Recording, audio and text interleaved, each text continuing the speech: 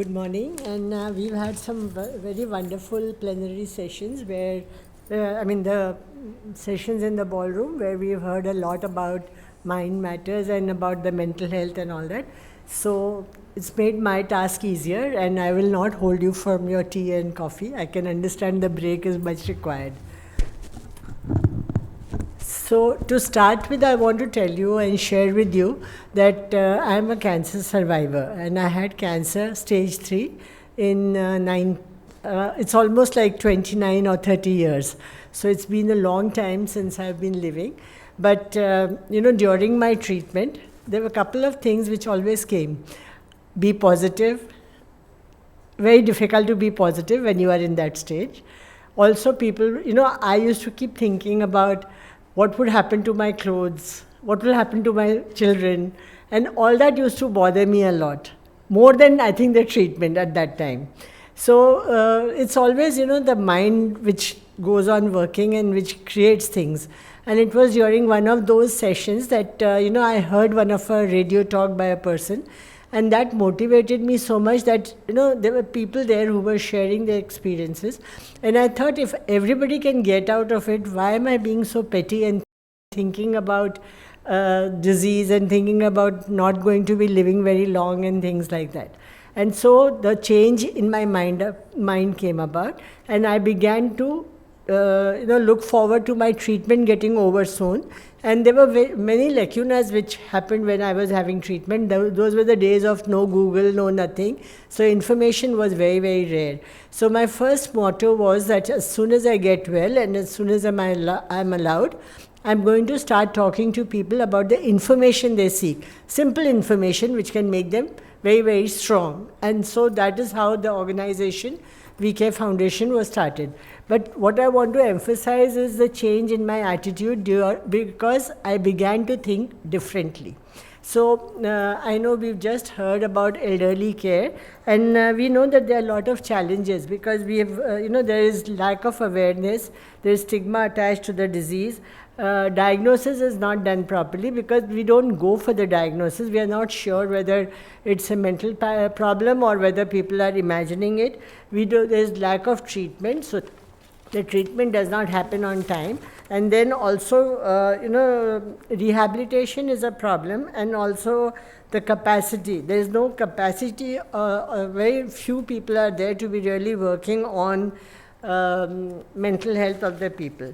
But I think physical health is something which you can find out. You know that your head is paining, your leg is paining, or your stomach is upset or something, and you go to a doctor and you take treatment.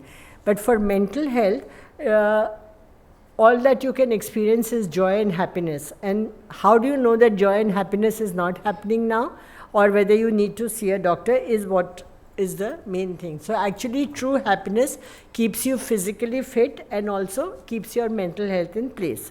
Now, we always talk of physical health. Don't we always say that, my back is paining or my hands are paining or I'm very tired or something. So it's all physical, but we don't talk about mental health at all. And so I think that is very, very important that we should talk about our mental health. And how do we know that? Because our energy is flowing out of our system. That is how we know that we are mentally disturbed, or we are mentally tired, or we need to be. And how often is it happening? Is it happening every time, or is it happening once in a while? Because once in a while, every human being can have a problem. Every human being can feel tired because we are not machines, we are human beings. But if it is happening constantly, then we have to look after it. So, and mental health is something which we can find ourselves, and we know we can work on it ourselves. Like if we feel low but can bounce back, our mental health is fine. So that's why, the capacity to bounce back is extremely important. Then how confident and positive are we? our deadlines making us very, very stressful. Very often it happens that we have a deadline. Like today morning, I had to get up early to come here, and so that was my deadline. But was it creating stress for me, or was I happy to do it? So if it is any deadline which is creating stress for me, is something which we need to work on and find out why it is being, creating so much stress. And in that, if we can find out the reason for it, I think it's best avoided. Sometimes it happens that, you think of so many things at the same time and you don't know how to prioritize things. And that also affects your mental health. And sometimes some small things can make a change. Like in the morning when I came, I had some issue at home, in the sense like, managing things at home to come here. But when I came here and I saw, we went to the exercise of dancing and everything, my whole attitude changed. My mind changed, which means that I can't say that I was depressed. I can only say for that moment of the time in the morning, I was not feeling up to it. But the moment I got a change in my scene, things changed. So very often, we confuse mental health to state of mind. And I think that is where we have to distinctly remember, what is it that is bothering you? Is it a constant thing, or is it something which comes sometimes or rarely? Again, interpersonal dealings. We've spoken a lot about family and being alone and nobody being there to look after us. But are we introverts or are we extroverts? We can be either, and there's no harm in being either of them, because that is what it is. You can be an introvert and you can be an extrovert.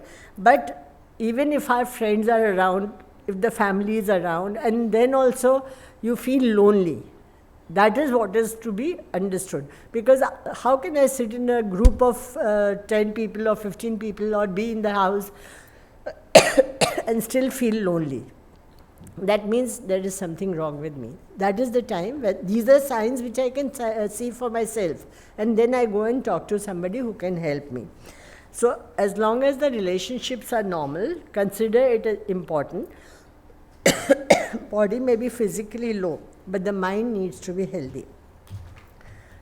Do not have unhealthy people around you. Unhealthy not physically, but toxic. People who are always saying that, you should not do this. If you do this, you might go into some harm, or this business is not good for you. So anybody who's around you, who's creating toxicity around you, is going to be bad for your health and bad for you. So those have to be really kept at arm's distance. Just say hi and hello and period. No more than that. And we always practice for physical health. We've spoken about meditation, we've spoken about yoga, and all those things for physical health. But how are we practicing for mental health or our mind? How are we keeping it so that it's alert? Mental energy has to be to a new skill. So if I feel bored with what I'm doing, and if I think of learning a new skill or teaching a new skill, it changes my attitude. I was sitting with my granddaughter yesterday evening, and she said, that she wanted to learn how to stitch and sew. And we got so involved in it, getting the cloth, getting a needle, putting the thread, making a small little thing. But it was a change in the whole thing. So it's a skill set which you are changing. I was cooking, I left my cooking and I did this. And it was very, very interesting for me. So those are the things which can energize your mental health and your mind. Similarly, you have to channelize your energy to something different. Each one of us has a lot of energy in ourselves, but sometimes what happens is that we get bored of what we are doing. So we have to work on something different. Again, an example from my life is that, I have been working with cancer patients for the last 29 years. And naturally, all my energy has gone into it. But now I want to renew. I want to do something like an advocacy campaign. I want to do more than what I've been doing for cancer patients. So I'm channelizing my energy to something new so that I can be more useful. So each time we have to think of how we can become more useful, and that is how we will do the exercise for our mind. Definitely, the mind needs to rest sometimes. always we keep talking about meditation, we keep talking about being positive, we keep talking about smiling all the time and all those things. But these are also stress creating, because you are conscious of the fact that you have to be smiling, you are conscious of the fact that you have to be good to everybody, you are conscious of the fact that you have to be always positive. So those are stress creators, and I would suggest that please don't get into that. Be your normal self. Be positive if you want to be positive, but if you want to be negative, it's fine. There's no harm in that, according to me. Again, something which has come up is a social media platform. A lot of us have got into Instagram, Facebook, LinkedIn, all those, Twitter, and initially the idea was that we go onto these platforms to learn more, to be in touch with people, to do more things. But now, in the last 3 years especially, what has happened is that we want to show. We want to show that we've traveled, we want to show that we've participated in something, we want to show that we are wearing good clothes, all those things. It's more like, you do an activity because you want to put either on Instagram or Facebook or Twitter to show to the world that you are doing something. Now, if I see those pictures on social media, I begin to think I am not doing these things. So it's my mind which is working to make me feel low.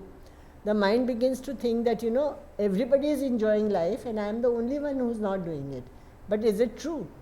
I don't think so. How many of you think this is true? If everybody is putting fancy pictures, have you noticed those pictures which are coming on all these social media platforms? They make you feel inadequate. And I think we don't have to be feeling inadequate about anything, because we are complete by ourselves. Why should we find happiness or unhappiness because of somebody else? Why should somebody else dictate to my mind what I should be thinking? So that is what is important. And very often what happens is that people have expectations of you, or I may have expectations of somebody. Like if I'm at work, I expect my people to do what I want them to do.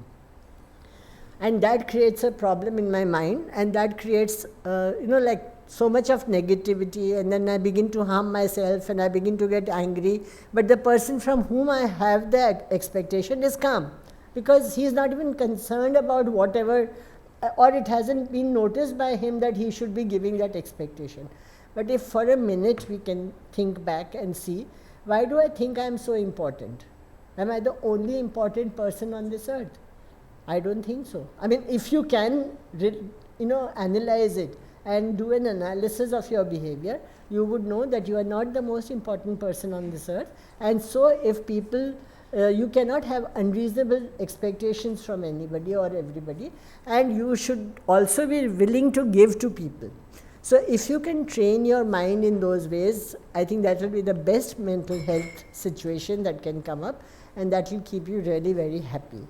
So now I know that all of us want to have coffee, so I would like to close here so that we feel happy and our mind stays healthy. Thank you very much.